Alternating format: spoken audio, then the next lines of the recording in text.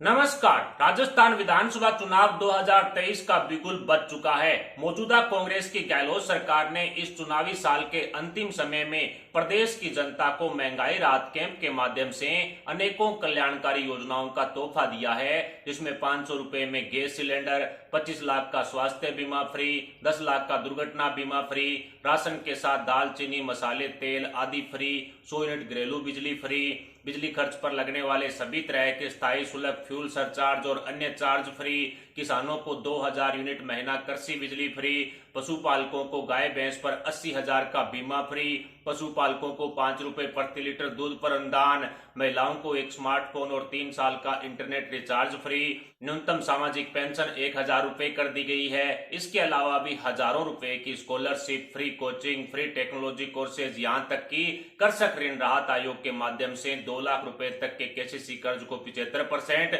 और 4 लाख रुपए केसीसी कर्ज को 50% तक माफ करने का लॉलीपॉप भी एक बार फिर से राजस्थान के किसानों को देने की योजना बन चुकी है। लेकिन कांग्रेस की गहलोत सरकार को यह सब राजस्थान विधानसभा चुनाव 2023 से 6 महीने पूर्व ही कैसे याद आया? पिछले 4.5 सालों तक प्रदेश की जनता में जो त्राहिमाम मचा हुआ था, खुल्लम खुला गहलोत सरकार ने प्रदेश में लूट मचा रखी थी। बिजली उपभोक्ताओं से 10 रुपए से लेकर के 17 रुपए तक प्रति यूनिट वसूला जा रहा था। गहलोत सरकार के नेता प्रतियोगी परीक्षाओं के पेपर रेडी लगाकर लाखों करोड़ों रुपए में बेच रहे थे। एक ही परिवार के 4-4 लोग सब इंस्पेक्टर बन जाते हैं, एक ही परिवार के 5-5 लोग आरएएस अधिकारी बन जाते हैं और वो सभी गहलोत सरकार के मंत्री के रिश्तेदार निकलते हैं। तब प्रदेश के युवाओं के भविष्य के साथ हो रहे खिलवाड़ के समय गहलोत सरकार क्यों चुप थी? यहां तक कि राजस्थान कांग्रेस के प्रदेश अध्यक्ष गोविंद सिंह डोटासरा के कई रिश्तेदारों का भी आरएएस परीक्षा में सिलेक्शन हो जाता है और खुद कांग्रेस नेता सचिन पायलट इसके खिलाफ आवाज उठाते हैं। तब गहलोत सरकार अपनी जुबान पर फेविक्विक लगाकर चुप क्यों बैठी थी? इस तरह के अनेकों सवाल हैं जो कांग्रेस द्वारा बांटी जा रही फ्री की रेवड़ी पर पैदा हो चुके हैं। दूसरी तरफ भारतीय जनता पार्टी ने भी गहलोत सरकार के भ्रष्टाचारों का काला चिट्ठा खोलकर प्रदेश की जनता के सामने रख दिया है, जिसमें गहलोत सरकार की घपलेबाज नीति का खुलासा भी हो चुका है। खुद कांग्रेस के विधायक राजेंद्र गुडा ने लाल डायरी का खुलासा करके गहलोत सरकार को घेरने और गहलोत सरकार द्वारा किए गए भ्रष्टाचारों का खुलासा करने वाला दावा भी किया है। लेकिन राजस्थान की जनता जनार्दन विधानसभा चुनाव 2023 को लेकर क्या सोच रही है? प्रदेश की जनता किसके साथ खड़ी होगी? क्या प्रदेश की जनता कांग्रेस द्वारा बांटी जा रही फ्री की रेवड़ी को समर्थन करेगी या नहीं? क्या पिछले 35 सालों से राजस्थान में चला आ रहा 5 साल बाद सरकार बदलने वाला ट्रेंड खत्म होगा या जारी रहेगा? क्या गहलोत सरकार की फ्री वाली योजनाएं जनता जनार्दन को रास आएगी? ऐसे अनेकों सवालों के साथ राजस्थान के 50 जिलों की 200 विधानसभा सीटों पर हुए सट्टा बाजार के ताजा और सटीक सर्वे ने प्रदेश की राजनीति में हड़कंप मचा कर रख दिया है। आइए विस्तार से जानते हैं राजस्थान की सभी 200 विधानसभा सीटों पर जनता जनार्दन के ओपिनियन पोल और सट्टा बाजार की ताजा सर्वे के परिणाम इस स्पेशल रिपोर्ट में। राजस्थान विधानसभा चुनाव 2023 हेतु कई बड़ी बड़ी सर्वे एजेंसियों और सट्टा बाजार की ताजा सर्वे देश के सामने रख दी गई है।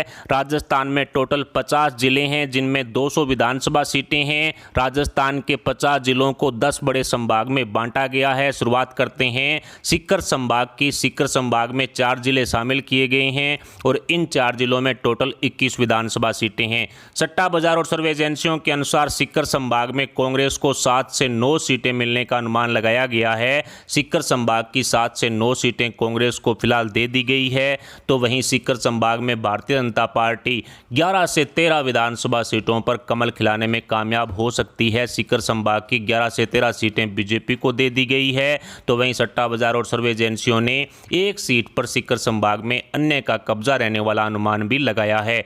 अगले संभाग बीकानेर की चर्चा करें तो बीकानेर संभाग में 4 जिले शामिल हैं और इन 4 जिलों की टोटल 18 विधानसभा सीटें हैं। सट्टा बाजार और सर्वे एजेंसियों के अनुसार बीकानेर संभाग में कांग्रेस को 6 से 8 विधानसभा सीटों पर कामयाबी हासिल होने वाला अनुमान लगाया गया है। बीकानेर संभाग की 6 से 8 सीटें कांग्रेस को दे दी गई है, तो वहीं बीकानेर संभाग में 9 से 11 विधानसभा सीटों पर भारतीय जनता पार्टी कमल खिलाने में कामयाब हो सकती है। 9 से 11 सीटें बीकानेर संभाग की बीजेपी को दे दी गई है, तो वहीं एक सीट पर बीकानेर संभाग में अन्य का कब्जा रहने वाला अनुमान सट्टा बाजार और सर्वे एजेंसियों ने लगाया है। अजमेर संभाग की चर्चा करें तो अजमेर संभाग में 7 जिले हैं और यहां पर टोटल 22 सीटें हैं। सट्टा बाजार और सर्वे एजेंसियों के अनुसार अनुसार अजमेर संभाग की 10 से 12 विधानसभा सीटों पर कांग्रेस कब्जा कर सकती है। अजमेर संभाग की 10 से 12 सीटें कांग्रेस को सट्टा बाजार और सर्वे एजेंसियां दे चुकी है, तो वहीं भारतीय जनता पार्टी अजमेर संभाग में 8 से 10 विधानसभा सीटों पर कमल खिलाने में कामयाब हो सकती है। 8 से 10 सीटें अजमेर संभाग की बीजेपी को दे दी गई है, तो वहीं 2 विधानसभा सीटों पर अजमेर संभाग में अन्य का कब्जा रहने वाला अनुमान सर्वे एजेंसियों द्वारा लगाया गया है। भरतपुर संभाग में टोटल 6 जिले शामिल किए गए हैं और इन 6 जिलों की टोटल 19 विधानसभा सीटें हैं। सट्टा बाजार और सर्वे एजेंसियों के अनुसार भरतपुर संभाग की 2 से 4 सीटें कांग्रेस के खाते में जा सकती है। यहां पर कांग्रेस का पूरी तरह से सूपड़ा साफ हो चुका है, तो भरतपुर संभाग में भारतीय जनता पार्टी 14 से 16 विधानसभा सीटों पर कमल खिलाने में कामयाब होगी। सट्टा बाजार और सर्वे एजेंसियों के अनुसार 14 से 16 सीटें बीजेपी को भरतपुर संभाग की, तो वहीं एक विधानसभा सीट पर अन्य का कब्जा रहने वाला अनुमान सर्वे एजेंसियां और सट्टे बाजार द्वारा लगाया गया है। कोटा संभाग में टोटल 4 जिले शामिल किए गए हैं और इन 4 जिलों की टोटल 17 विधानसभा सीटें हैं। सट्टा बाजार और सर्वे एजेंसियों के अनुसार कांग्रेस को कोटा संभाग में 2 से 4 सीटें मिलने का अनुमान है। ऐसे में कोटा में भी कांग्रेस का सूपड़ा साफ होता हुआ साफ साफ दिखाई दे रहा है, तो वहीं कोटा संभाग में भारतीय जनता पार्टी 13 से 15 विधानसभा सीटों पर कमल खिलाने में कामयाब हो सकती है। एक तरफा कोटा संभाग में बीजेपी कब्जा करने जा रही है, तो वहीं अन्य को 0 से 1 सीट कोटा संभाग में मिलने का अनुमान सट्टा बाजार और सर्वे एजेंसियों द्वारा लगाया गया है। जोधपुर संभाग की चर्चा करें तो जोधपुर संभाग में 6 जिले शामिल किए गए हैं और इन 6 जिलों की टोटल 19 विधानसभा सीटें हैं। सट्टा बाजार और सर्वे एजेंसियों के अनुसार कांग्रेस को जोधपुर संभाग में 7 से 9 विधानसभा सीटों पर कामयाबी हासिल हो सकती है। 7 से 9 सीटें जोधपुर संभाग की कांग्रेस को दे दी गई है, तो वहीं 9 से 11 विधानसभा सीटों पर भारतीय जनता पार्टी कमल खिलाने में कामयाब हो सकती है। जोधपुर संभाग में सट्टा बाजार ने 9 से 11 सीटें बीजेपी को दी है, तो वहीं एक विधानसभा सीट पर अन्य का कब्जा भी जोधपुर संभाग में हो सकता है। इस तरह का अनुमान सर्वे एजेंसियों और सट्टा बाजार द्वारा लगाया गया है। पाली संभाग में 4 जिलों को शामिल किया गया है। इन 4 जिलों की टोटल 14 विधानसभा सीटें हैं। सट्टा बाजार और सर्वे एजेंसियों के अनुसार पाली संभाग की 3 से 5 विधानसभा सीटों पर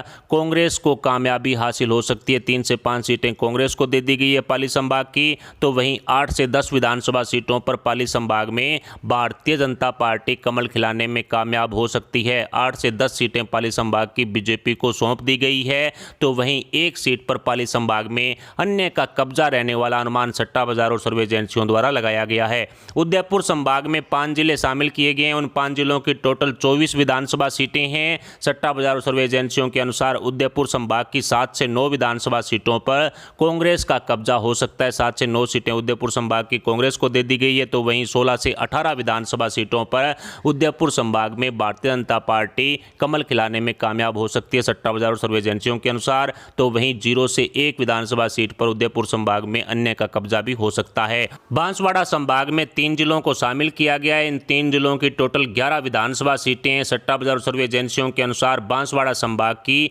5 से 7 विधानसभा सीटों पर कांग्रेस को कामयाबी हासिल हो सकती है। कांग्रेस का कब्जा हो सकता है। 5 से 7 सीटें कांग्रेस को दे दी गई है, तो वहीं बांसवाड़ा संभाग की 4 से 6 विधानसभा सीटों पर भारतीय जनता पार्टी कमल खिलाने में कामयाब होगी। 4 से 6 सीटें बांसवाड़ा संभाग की बीजेपी को दे दी गई है, तो वहीं बांसवाड़ा संभाग में 0 से 1 सीट पर अन्य का कब्जा होने वाला अनुमान भी सट्टा बाजार और सर्वे एजेंसियों द्वारा लगाया गया है। और सबसे बड़े संभाग जयपुर की चर्चा करें तो इसमें 7 जिले शामिल किए गए हैं और इन 7 जिलों की टोटल 35 विधानसभा सीटें हैं। राज्य सट्टा बाजार सर्वे एजेंसियों के अनुसार कांग्रेस को जयपुर संभाग में 13 से 15 सीटें मिलने का अनुमान है। 13 से 15 सीटें जयपुर संभाग की कांग्रेस को दे दी गई है, तो वहीं भारतीय जनता पार्टी जयपुर संभाग में 18 से 20 विधानसभा सीटों पर कब्जा कर सकती है। भारतीय जनता पार्टी को 18 से 20 सीटें दे दी गई है जयपुर संभाग की, तो वहीं जयपुर संभाग में 2 सीटों पर अन्य का कब्जा रहने वाला अनुमान सट्टा बाजार और सर्वे एजेंसियों द्वारा लगाया गया है।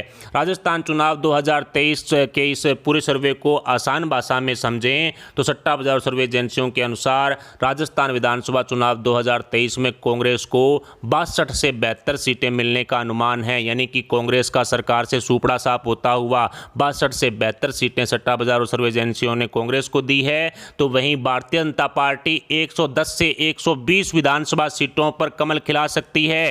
राजस्थान विधानसभा चुनाव 2023 में 110 से 120 सीट सीटें बीजेपी को सट्टा बाजार और सर्वे एजेंसियां फिलहाल अपनी सर्वे में दे रही है, तो वहीं 9 से 12 सीटें अन्य के खाते में जाने का अनुमान सट्टा बाजार और सर्वे एजेंसियों द्वारा लगाया गया है। बहुमत के लिए 101 सीटें चाहिए, जो फिलहाल बीजेपी के पास नजर आ रही है, बीजेपी सरकार बनाती हुई दिखाई दे रही है। जैसा कि आपने देखा, राजस्थान के 10 संभागों में कुल 50 जिलों की 200 विधानसभा सीटों पर हुए ताजा सर्वे में कांग्रेस का सूपड़ा साफ हो चुका है। गहलोत सरकार द्वारा बांटी जा रही फ्री की रेवड़ी प्रदेश की जनता को पसंद नहीं आ रही है, क्योंकि पिछले 4.5 सालों में जो लूट प्रदेश में मचाई गई, उससे राजस्थान की जनता इतनी तंग हो चुकी है कि उसे कांग्रेस की गहलोत सरकार द्वारा चलाई गई कल्याणकारी योजनाएं भी कांटे की तरह चुभ रही है। ऐसे में ताजा ओपिनियन पोल्स की स्टिक सर्वे में पिछले 35 सालों से प्रदेश में चला आ रहा 5 साल बाद सरकार बदलने वाला ट्रेंड कामयाब हो सकता है और राजस्थान में डबल इंजन की बीजेपी सरकार बनना तय मानी जा रही है।